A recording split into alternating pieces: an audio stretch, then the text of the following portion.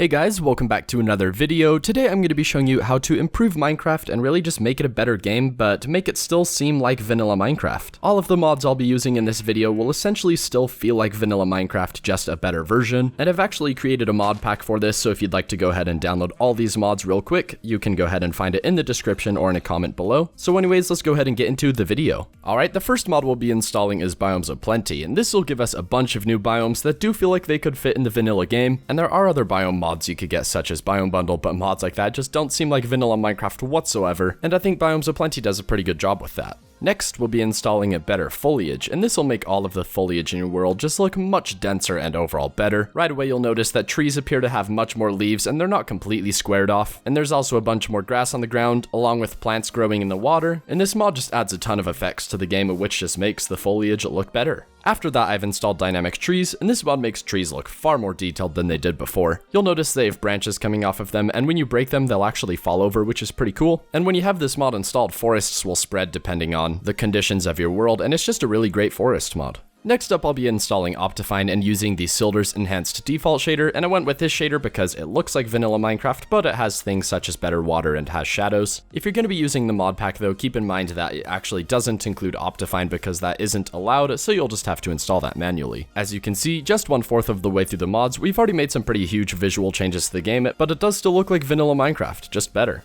Next, we'll be installing dynamic surroundings, and this just fills the complete emptiness of Minecraft with a bunch of ambient sounds, and this just makes your world feel far more alive than it did before, because really, aside from a couple mobs, there was really no sound at all. And this mod also provides a bunch of cool visual effects. If you'd like to see the full list of them, just visit the mod page, because it's a very long list and it would take too long to list here. After that, we have the fancy block particles mod, and this mod makes it so when you break literally any block in the game, the particles that come from it will now be 3D, and the 3D particles don't come from just the blocks you break, they pretty much come from everything. Fire particles will be 3D, so will rain and snow, and really everything else, but you can customize it and turn off pretty much any of these if you'd like to. Next up, I've installed Serene Seasons, and this gives you a full season cycle in Minecraft, and this is just great to have installed because it makes your world change just a bit over time, without just staying completely static. Near the midway point, I'll be installing the Cork mod, and this mod literally is attempting to add a bunch of features that would fit into vanilla, so really this mod makes perfect sense to add to this pack. And it really does add a huge amount of features to the game, but my favorite would be what it does to caves. Overall, it just makes them look so much better than they did before, and overall this mod is just an absolute must-have for a pack like this. Next up, I'll be installing Worley's caves, and this just makes cave generation in the game far better than it was before. It really just makes caves feel much less predictable, and combined with the Cork mod, it looks pretty amazing. Better animal models is the next mod up, and this mod simply replaces a bunch of the models of creatures in your game with more detailed versions, and another great thing about this mod is it actually combines with Cork to add some variance to the textures of the mobs. Next up, you can choose between sound physics and sound filters. For the mod pack, I've included sound filters simply because it's actually on the Curse website, and both of these mods add reverb to the game, so when you're inside of caves or the Nether, you'll be able to hear a bunch of echoing, and it's truly just a fantastic effect that really should be included in the game. And personally, I think sound physics sounds a bit better, but really there isn't much of a difference between the two mods. Now, to vastly improve the Nether, I've included the BetterNether mod, and this mod adds an incredible amount of detail to the Nether. It's truly just night and day compared to vanilla Minecraft.